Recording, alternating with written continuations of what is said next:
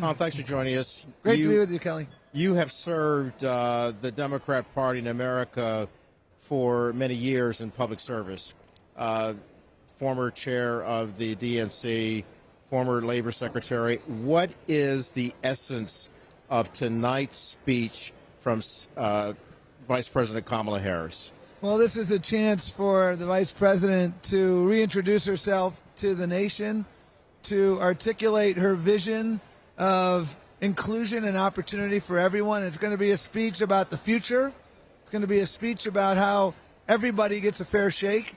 And I think the American people are going to be really excited. I have not seen momentum like I've seen, Kelly, in the last 30 days.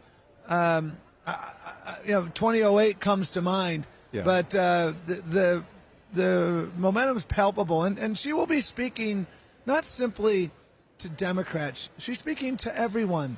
You've seen the convention, Democrats, Republicans, Independents. She wants to move away from this us versus them. I only succeed if you fail. That's not who we are. Her vision is for all of America, making sure that everybody has access to quality, affordable health care, making sure that everyone has access to affordable prescription drugs, making sure women have the freedom to make decisions about their own bodies. These are not issues that are only limited to certain subsets. And that's why I think there's such excitement, because it's an inclusive vision and, frankly, a joyful vision.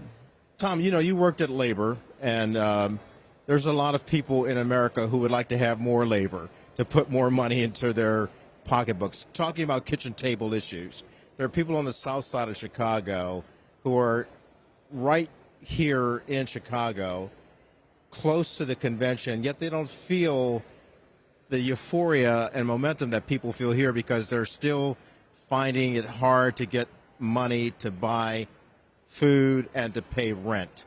How does the Democratic Party reach out to them on a ground game to say, we've got your back, as Oprah Winfrey said that Kamala Harris would do? Well, she outlined, I believe it was last week, a very forward-leaning set of proposals about reducing costs. I'll give you one example. Going after what she calls greedflation. You look at grocery prices, and they shot up in the pandemic. They came down to a fair degree, but not nearly enough. And the reason they didn't come down enough was the large grocery chains were reaping record profits. Why did they do that? Because they could. And, I was reading some polling the other day about people who feel like we're on the wrong track, and they were asked, why do you think we're on the wrong track? And the number one answer was greed. And you know what? They're right. And so she outlined that. We also need to make housing more affordable. And she had a very granular and forward-leaning plan on how to make sure that people can afford the rent, and that, if you're ready to buy a house but you just don't have that down payment, she has a proposal to provide that down payment assistance so you can get into that American dream. One of the top ways we accumulate wealth in this country is through home ownership. We've got to make it more accessible. And these are examples of things that she's doing that are focused on these pocketbook issues, continuing the work that the Biden administration and, frankly, President Obama did to lower the costs of prescription drugs. We finally beat Big Pharma, and she was part of it, casting the deciding vote in that critical bill. And we're going to continue to make sure that insulin's affordable and that a host of other prescription drugs are affordable.